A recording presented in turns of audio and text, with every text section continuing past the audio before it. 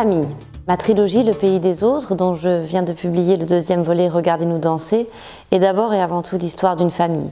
La famille Belhaj, qui est fondée par Mathilde et Amine, Mathilde l'Alsacienne, Amine le soldat marocain qui décide de revenir dans son pays pour diriger une ferme. Ce thème de la famille est un thème qui m'a toujours passionnée. Je trouve que c'est finalement à la fois la chose la plus familière et la plus mystérieuse qui existe. C'est un petit microcosme politique dans lequel on trouve des dominants et des dominés, on trouve des exclus, on trouve des invisibles. Et j'ai le sentiment finalement que une famille, c'est presque comme un pays.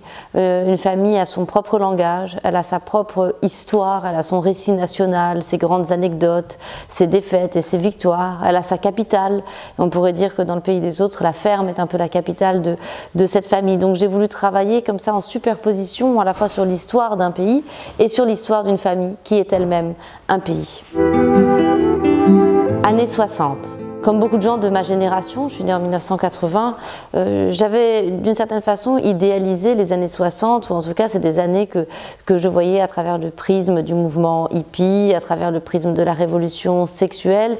J'en avais une image sans doute un peu cliché, oui, et un peu idéale. Et en travaillant sur ce deuxième volet qui commence en 1968, je me suis rendu compte que derrière cette période, certes pleine de musique, de fêtes, de questionnements, de remise en cause de la génération des anciens, derrière cette révolution sexuelle, il y avait aussi des aspects très sombres, que cette génération hippie est aussi celle qui va finalement prendre le pouvoir dans les années 70 et 80, et c'est celle qui va nous laisser un héritage qui est celui d'aujourd'hui, un héritage complexe en termes à la fois d'écologie, d'accaparement des richesses, de rapport à la masse, en tout cas au Maroc, de la masse ouvrière et la masse paysanne, et c'est ce que j'ai voulu montrer sans porter de jugement sur eux du tout, parce que ce sont des personnages et c'est une génération qui me touche et pour laquelle j'ai beaucoup de tendresse, mais derrière voilà, ce mouvement hippie qui a pu pendant si longtemps me fasciner, j'ai découvert des versants beaucoup plus sombres et plus complexes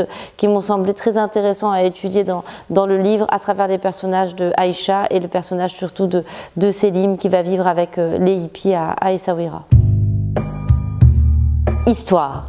La trilogie que j'ai écrite, Le pays des autres, commence en 1945 avec le premier volet La guerre, la guerre, la guerre, et Regardez-nous danser commence en 1968.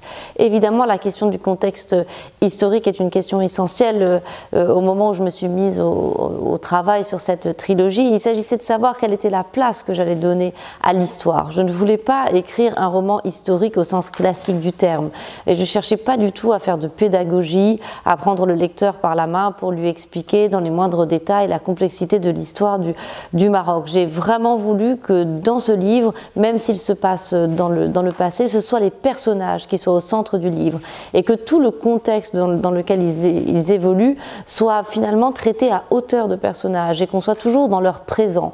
C'est-à-dire qu'on n'a pas plus d'informations qu'eux. Il ne s'agissait pas pour moi d'écrire comme la Leila Slimani qui a les informations d'aujourd'hui, de 2021 ou 2022, quand je l'ai écrit, mais au contraire d'être vraiment dans une espèce de confusion, d'ambiguïté, de percevoir leur réel et leur présent avec le peu d'informations qu'ils ont eux.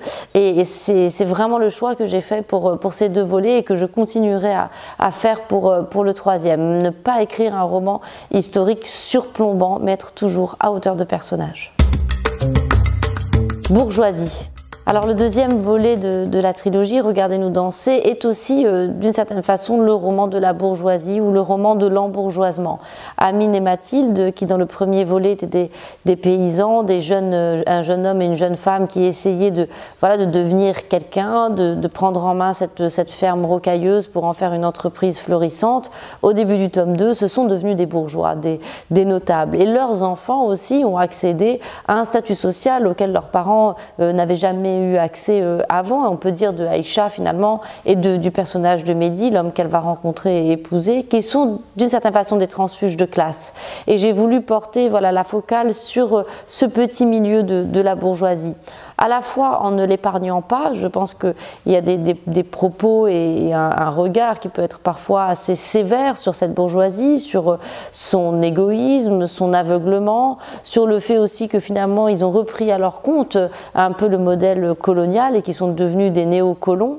mais j'essaye aussi de porter un regard tendre sur cette classe sociale et d'interroger en particulier la question du bonheur, de ce qu'on pourrait appeler le bonheur bourgeois. Est-ce qu'un bonheur basé sur le matériel? Est-ce qu'un bonheur basé entièrement sur le fait de posséder, d'avoir une maison, une piscine, des domestiques? Que veut dire ce bonheur-là? Est-ce que véritablement il vous remplit? Est-ce qu'il vous satisfait? Ou est-ce que ce bonheur-là est par essence un bonheur inquiet, fugace et peut-être même un peu vain? Identité. Pendant longtemps, je me suis beaucoup méfiée des textes sur l'identité et j'ai un petit peu contourné ces sujets-là sur lesquels sans doute on m'attendait du fait que je suis une femme et que je suis marocaine. Je savais qu'on attendait de moi des textes parlant des femmes, du voile, du sang, de l'honneur, couscous et autres clichés sur mon pays. Mais avec le temps et avec aussi le fait de devenir un écrivain et qu'on pose des questions, on m'a posé beaucoup de questions sur qui j'étais, ce que je voulais dire, ce que je voulais exprimer de mon identité. Il m'a semblé que la seule et la meilleure manière d'y répondre était d'écrire un livre là-dessus. Et c'est peut-être ce que j'essaye de faire avec cette trilogie, avec ces 2 premiers tomes et puis évidemment ce que je ferai avec le 3e, essayer tout simplement de comprendre qui je suis, comprendre d'où je viens, comprendre comment ça a été possible, ces métissages, ces entrelacements, là encore ces histoires de transfuge de classe, c'est-à-dire que j'ai l'impression à la fois souvent de ne pas savoir exactement quelle est ma culture, quelle est ma classe sociale, que dans ma famille tout ça c'est mélangé, m'amenant à une certaine confusion et m'amenant aussi parfois à un certain chagrin, parce que dans mon pays, le Maroc, on me demande constamment pourquoi je suis trop francophone et trop occidentalisée. En France, on me ramène toujours au fait que je suis d'origine maghrébine ou que je suis musulmane et on me demande parfois de rendre des comptes.